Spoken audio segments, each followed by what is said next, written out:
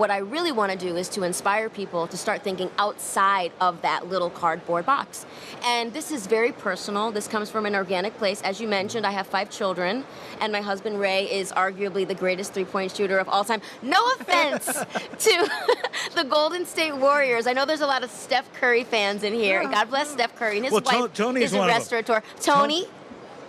Basketball fan. Okay, you're just going to cap it at that. Basketball fan. But I, too, am a Steph Curry fan, and being here in Golden State is a big deal. But my husband, Ray, played all over the NBA for 18 years in a really illustrious career. He's a future Hall of Famer. And all of those years, I really learned that he needed real food to get him to his next athletic performance, that food was fuel. And as a singer and an actress in my own life, I really didn't know much about food. I was kind of the star in my family, so when I came home, everybody would take care of me. My dad grew an organic garden.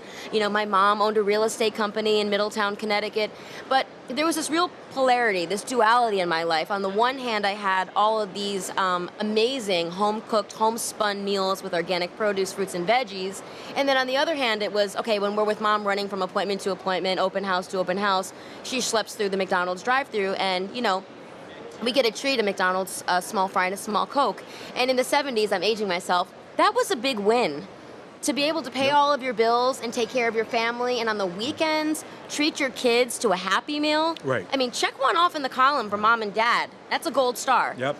And then also, as being an actress and a singer, you're catching food on the fly. You've got, the food table in between shoots, which is loaded with... Forget about it. The craft services? Yeah. Exactly. And our rider was like Coke, Buffalo wings, Buffalo wings, French fries. And lots of, blue cheese and buffalo wings. So, that was kind of my world and that was my life. But at a very early age, when Ray and I fell in love 23 years ago, I realized that he needed real food if he was going to not have to have multiple surgeries, not have a bunch of inflammation, to be at his best every single day. So I went to the experts. First, I went to his mom, my mother-in-law, Flo Allen, right? Who better to teach you how to cook for the man you love than his mama. Yeah. And she was very generous with her recipes, and I learned all of the comfort foods. And then every season I would sit down with his nutritionist, dietitian, his trainers, and ask, what's his BMI? Does he need to lose any weight, gain any weight? And what is he really looking for? How can I keep this guy on the floor in the best physical condition? And then that was our life.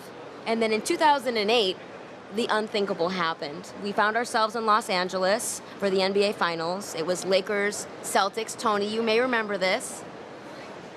Lakers fan, okay, well. And we're out there in LA where we have 35 people with us, our entire family, and our middle child, Walker, was ill. I mean, it became very apparent to me between a Monday and a Friday that something was wrong with Walker. He was excessively thirsty, frequent urination, he was lethargic, he was wetting the bed, and then he started vomiting. And I don't know if any of this sounds familiar to your viewers. It sounds like a touch of the flu maybe, or a little food poisoning, but what it ended up being was a diagnosis of type 1 diabetes. And that was the moment that the rug was pulled out from underneath us. And I really had to become an activist and an advocate for type 1. I sat on the International Board of Directors for the JDRF.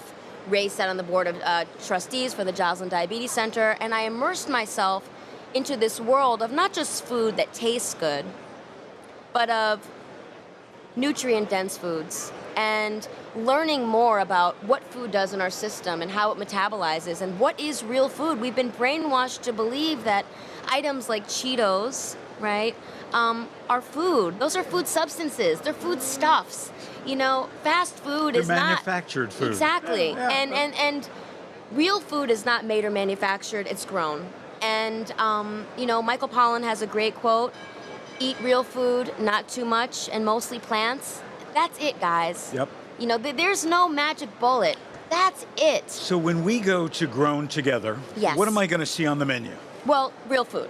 Our slogan is real food cooked slow for fast people. So in the morning, you could get a freshly made paleo omelet, or gluten-free blueberry pancakes, an acai bowl, fresh pressed juices, organic frozen smoothies, home fries, organic thick-cut Applegate bacon. I mean, it's all the same stuff that you would make in your own kitchen if you and Lauren had time to prepare food with the best possible organic certified ingredients. We are an organic certified facility, something that everyone told us we were crazy and would never happen. Right. Restaurants aren't organic certified. There's only 7 organic certified restaurants in the nation. Real, I did not know that. We're number 7, and we're the first USDA organic certified fast food restaurant with a drive-through. We're very proud of that. So for lunch, what we call all day, lunch, dinner, you could do a salad, a sandwich, or a wrap. Everything starts plant-based. You have to pay to add animal protein.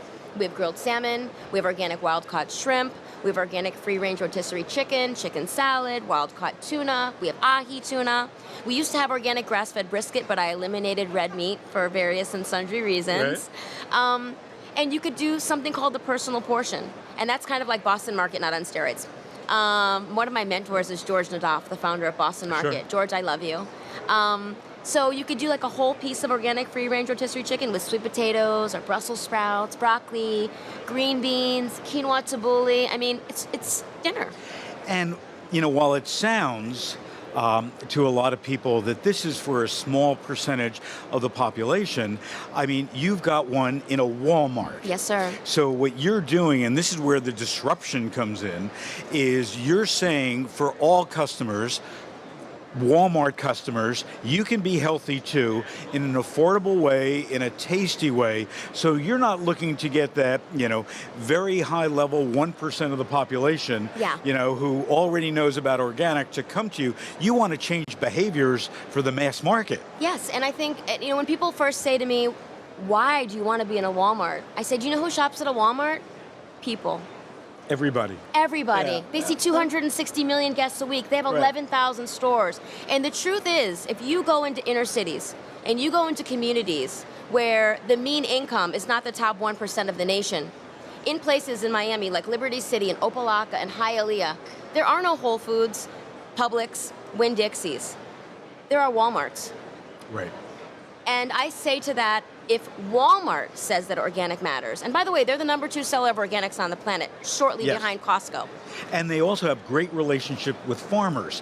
I've told people in Bentonville for years, you need to tell people what you do to help farmers, to help agriculture, and they're just this low company that really keeps on getting bad publicity after bad publicity. Hammered. And they don't deserve it because they're doing a lot of great things. And they're a family-owned business. This is the other thing. This was started by Sam Walton and his wife, and their whole goal, and I mean, I'm not a Walmart spokesperson, but I really believe so strongly that if I'm out here jumping up and down saying organic matters, and I can do that all day long.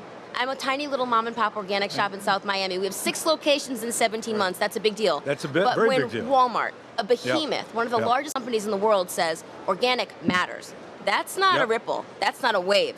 That's a tsunami. And we had a tsunami warning here today in San Fran. So everybody in San Fran knows what I'm talking about. It's a big deal, Phil, and it matters to me. I grew up in a family that was mostly single black women. My aunts are incredible. They each own small businesses. They paid for all their kids to go to college. They never had anyone to help them with anything. Buying groceries for a week was Walmart. Yep. And it's really important for me to go back to my roots and to make people understand that this is just not for certain people in a certain mean income and a certain zip code. This has to be for everyone because everyone wants to do better. Everyone wants to provide their kids with nutrient-dense foods. And unfortunately, this is an access point. If you look at the disparity between the haves and the have-nots in the world, there's 3 data points that really affect kids that don't have. It's access to technology, it's access to exercise, and it's access to real food. Absolutely. And I feel like we can do better.